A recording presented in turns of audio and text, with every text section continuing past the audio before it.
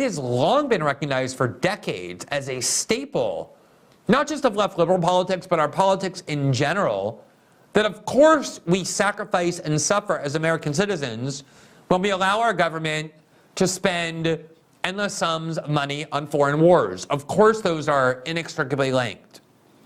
And there's a lot of people who have made this point over the years, and I think the most compelling case was made by Martin Luther King in a speech he delivered in Riverside Church in New York on April 4th, 1967, 1 year to the date before he was assassinated in 1968.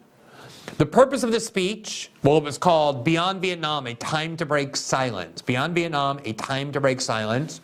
And the purpose of this speech was for Martin Luther King to come forward and explain why he had recently begun spending so much time opposing the war in Vietnam, whereas prior to that he had basically abstained from any foreign policy or war debates on the grounds that he only wanted to focus on his domestic agenda, on his domestic goals, which were not just about racial equality, but eliminating deprivation and poverty across a multiracial coalition.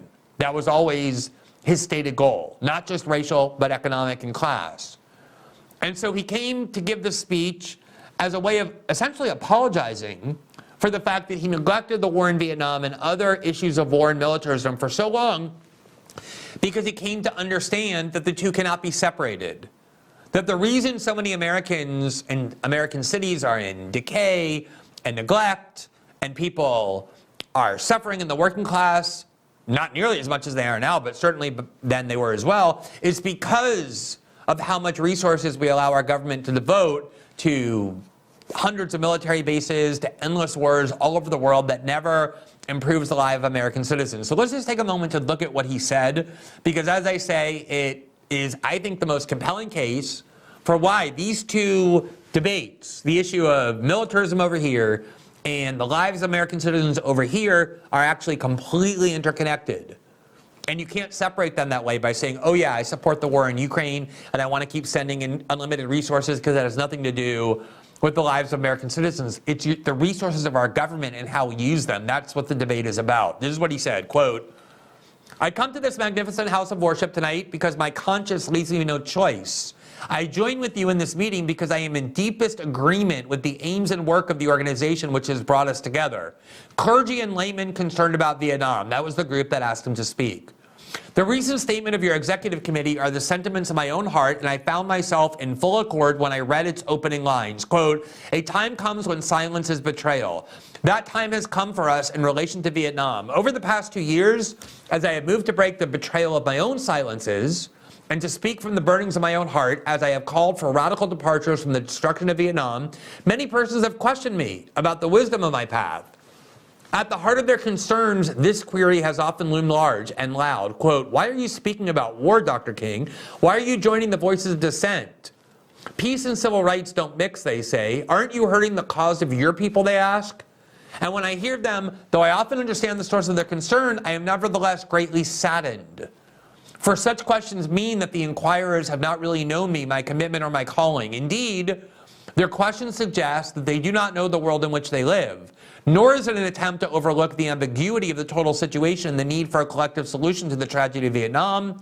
Neither is it an attempt to make North Vietnam or the National Liberation Front paragons of virtue, nor to overlook the role they can play in a successful resolution of the problem. While they both may have justifiable reasons to be suspicious of the good faith of the United States, life and history give eloquent testimony to the fact that conflicts are never resolved without trustful give and take on both sides. Tonight, however, I wish not to speak with Hanoi or the NLF, but rather to my fellow Americans who, with me, bear the greatest responsibility in ending a conflict that has exacted a heavy price on both continents. And here's his argument as to why he believes it's not just consistent with his domestic agenda and his causes, but necessary to them. Quote, since I am a preacher by trade, I suppose it is not surprising that I have 7 major reasons for bringing Vietnam into the field of my moral vision. There is at the outset a very obvious and almost facile connection between the war in Vietnam and the struggle I and others have been waging in America. Now listen to how he defines his cause. A few years ago, there was a shining moment in that struggle. It seemed as if there was a real promise of hope for the poor, both black and white, through the poverty program. There were experiments, hopes, new beginnings. Then came the buildup in Vietnam, the military buildup, and I watched the program be broken and eviscerated as if it were some idle political plaything of a society gone mad on war. And I knew that America would never invest the necessary funds or energies in rehabilitation of its poor so long as adventures like Vietnam continue to draw men and skills and money like some demonic, destructive suction tube. So I was increasingly compelled to see the war as an enemy of the poor and to attack it as such. Meaning, of course, if we're spending enormous sums of money on wars abroad, it's going to have a gigantic impact on the lives of American citizens, particularly the ones whose lives have not been elevated to being very wealthy or to the upper class, namely the poor and working classes of all races. That was his argument.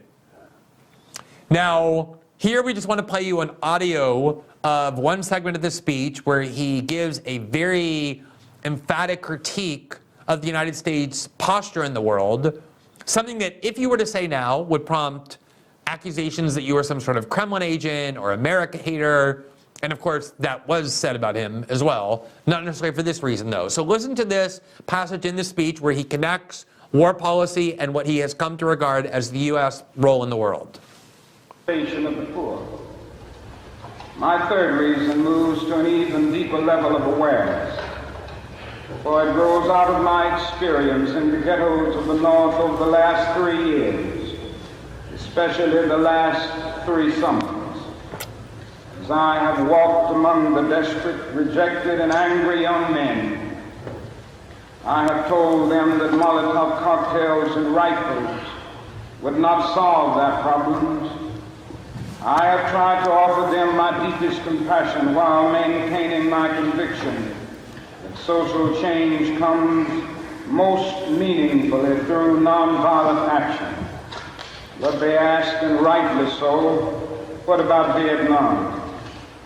They ask if our home nation wasn't using massive doses of violence to solve its problems, to bring about the changes it wanted.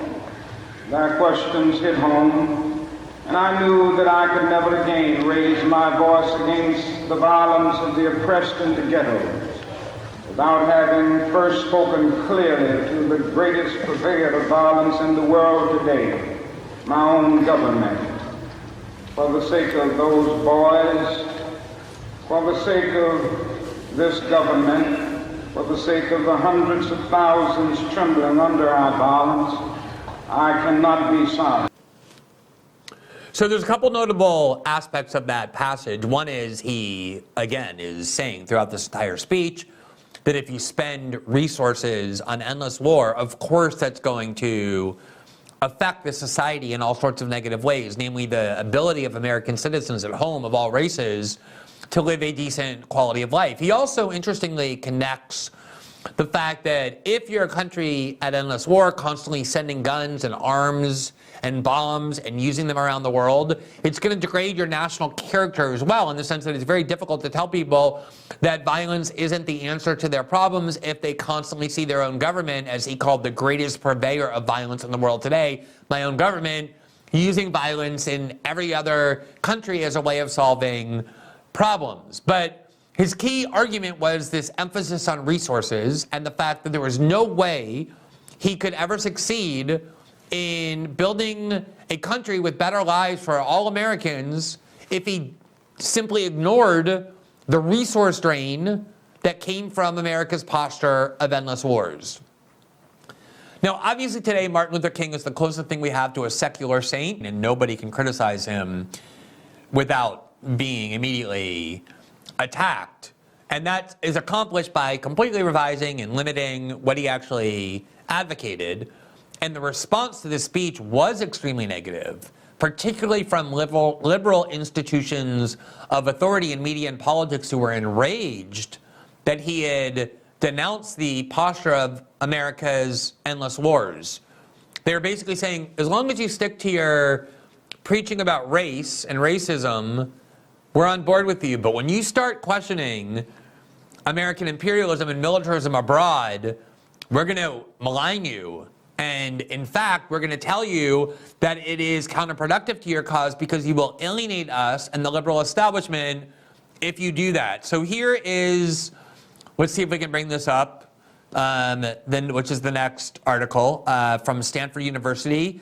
And it's the history of that speech. It's entitled, quote, Beyond Vietnam. It's from the Stanford University Martin Luther King Research and Education Initiative, and it recounts the reaction to that speech that we just covered. Quote, the immediate response to King's speech was largely negative. Both the Washington Post and the New York Times published editorials criticizing the speech, with the Post noting that King's speech had, quote, diminished his usefulness to his cause, to his country, and to his people through a simplistic and flawed view of the situation. Similarly, both the NAACP and Ralph Bunche accused King of linking two disparate causes, Vietnam and civil rights. Despite public criticism, King continued to attack the Vietnam War on both moral and economic grounds. It was an incredibly harsh editorial from the Washington Post, and an even more vitriolic one from the New York Times. Here you see April 7th, 1967, so 3 days after he delivered that speech, the New York Times published an editorial, the headline of which was Dr. King's Error. And they noted in this first line that the purpose of the speech was to link his personal opposition to the war in Vietnam with the cause of Negro equality in the United States. They both, and all these other liberal institutions, tried to say, you have no standing to talk about that war. That's a completely different issue from what you're supposed to stick to, which is how Americans are living at home. And his whole point was you can't separate the two. And this is what the New York Times said, quote, Dr. King can only antagonize opinion in this country instead of winning recruits to the peace movement by recklessly comparing American military methods to those of Nazis testing, quote, new medicine and new tortures in the concentration camps of Europe. The facts are harsh, but they do not justify such slander. Furthermore, it is possible to disagree with many aspects of United States policy in Vietnam without whitewashing Hanoi. So, do you see how these tactics are ageless and timeless in American political discourse? If you criticize the war in Vietnam, it meant that you were on Hanoi's side, that you were whitewashing Hanoi. This is what they accused Martin Luther King of, because this is how long-standing the corporate media's commitment and devotion is to the agenda of the U.S. security state and the Pentagon of endless war. They concluded, as an individual, Dr. King has the right and even the moral obligation to explore the ethical implications of the war in Vietnam. But as one of the most respected leaders of the civil rights movement, he has an equally weighty obligation to direct that movement's efforts in the most constructive and relevant way. There are no simple, easier answers to the war in Vietnam or to racial injustice in this country. Linking these hard, complex problems will lead not to solutions, but to deeper confusions. But ultimately, his argument won out. Throughout the 70s, the 80s, the 90s, even into the war on terror, the argument was widely accepted that the more we spend on foreign wars, the more harm comes to the lives of American citizens at home. That's an obvious trade-off. Only now are we back to this claim that one has nothing to do with the other.